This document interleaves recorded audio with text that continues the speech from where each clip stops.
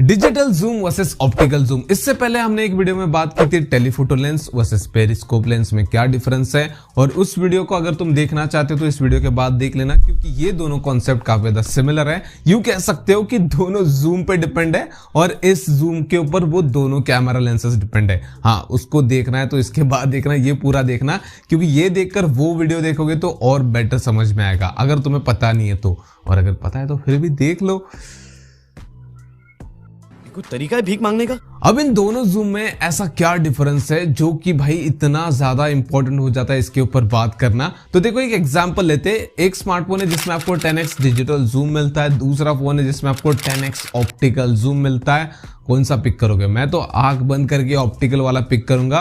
क्या इतना बड़ा डिफरेंस है उनमें? हाँ, डिफरेंस भी बहुत बड़ा है और प्राइस का भी डिफरेंस बहुत बड़ा है। जहां पर डिजिटल जूम टेक्नोलॉजी बहुत सस्ती है, वहीं पर ऑप्टिकल जूम टेक्नोलॉजी बहुत महंगी आती है। बहुत मतलब महंगे फोन में हमें देखने को मिलती है, लेकिन वहीं पर डिजिटल जूम आपको मिल जाएगा एक एंट्री लेवल स्मार्टफोन में भी। अब ये दोनों टेक्नोलॉजी काम कैसे करती है और क्या डिफरेंस है इन दोनों में, इसके बारे में इस वीडियो में बात करेंगे। सबसे पहले बात करते हैं डिजिटल जूम की। ये एक्चुअल में वर्क कैसे करता है। ये दो स्टेप में वर्क करता है। सबसे पहला इमेज क्रॉपिंग। इसके नाम से ही पता चल रहा है कि भाई इमेज को क्रॉप किया जाएगा। फॉर एग्जाम्पल, आपने अपने स्मार्टफोन का कैमरा ओपन किया और आपके फोन में मान लेते हैं कि 10x डिजिटल जूम है। अब आपको सामने जो ऑब्जेक्ट है उस पर जूम करना है। आपने 1x से सीधा 10x जूम कर दिया। अब वहां पर ये जूम करेगा कैसे? यहां पर तो लेंस की मूवमेंट नहीं हो रही, इसके नाम से पता चल रहा है कि ये डिजिटल जूम करता है, लेकिन ये करता कैसे? अब इसका जो इमेज सेंसर है वो सामने वाले इमेज के सेंटर पॉइंट को पकड़ के इसके एजेस को क्रॉप कर देता है। ये बिल्कुल वैसा जैसे आपके फोन की गैलरी में जो आपके क्रश की फोटो पड़ी है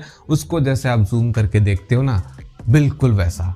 शर्म करो, भगवान से डरो। बहुत ही गंदा एग्जाम्पल था। जिस तरह से आप एक फोटो को या फिर एक वीडियो को अपनी 2 उंगलियों से जूम करते हो, उस तरह से यहां पर भी हमें देखने को मिलता है कि आपने फोन का कैमरा ओपन किया, सामने जो सीन आपको नजर आ रहा है उसमें से आपको किसी एक ऑब्जेक्ट पे फोकस करके उसको जूम करना है। तो यहां पर एक तरह से सामने वाली इमेज को क्रॉप करके हमें दिखाया जाता है। अब हम सब जानते हैं कि जब हम इमेज को क्रॉप करते हैं, किसी भी इमेज को क्रॉप करते हैं, तो उसकी डिटेल मिस होती है, वहां पर हमें ब्लरी इमेज देखने को मिलती है।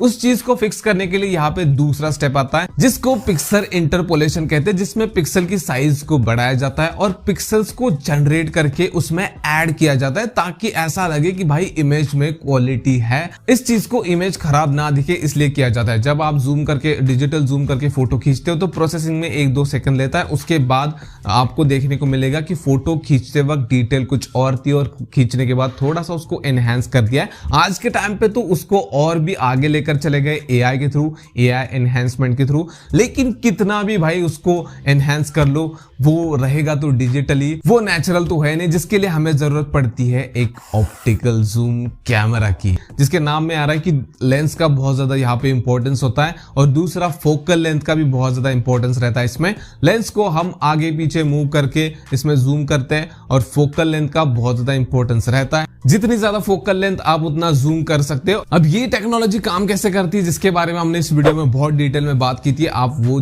वीडियो देख सकते हो, आपको समझ में आएगा। अब ये जो ऑप्टिकल जूम सिस्टम है वो 3 टाइप में आता है। सबसे पहला प्राइम लेंस, जहां पर जूमिंग वगैरह नहीं होती, आपने फोन का कैमरा ओपन किया, फोटो खींच ली। दूसरा आता है वो है जूम लेंस, जिसमें आप एक्चुअल में जूम इन जूम आउट करके फोटोज वगैरह वीडियोस वगैरह कैप्चर करते हो। और लास्ट आती है पेरिस्कोप लेंस, जिसके बारे में हमने पिछले वीडियो में बात की थी। अब ये ज्यादातर स्मार्टफोन में यूज किया जाता है क्योंकि वहां पर स्पेस की कमी होती है, तो वहां पर फोकल लेंथ को बढ़ाने के लिए एक प्रिज्म या फिर मिरर टेक्नोलॉजी का यूज किया जाता है लाइट को बेंड करने के लिए, जिससे फोकल लेंथ को बढ़ाया जाए और आसानी से लेंस को आगे पीछे मूव करके जूम इन जूम आउट हम कर सके। अब एक ऑप्टिकल जूम में लेंस के थ्रू जूम होता है, जिसकी वजह से इमेज की क्वालिटी खराब नहीं होती। जिस तरह से 1x में हमें क्वालिटी मिलती है, उसी तरह से अगर 3x 5x ऑप्टिकल जूम है वहां पर हमें सेम क्वालिटी देखने को मिलती है, जिसकी वजह से वो काफी बेहतर नजर आता है अगर हम डिजिटल जूम से कंपेयर करते हैं तो। और अगर आपके फोन में 3x 5x ऑप्टिकल जूम है तो उसकी वजह से आपको ज्यादा x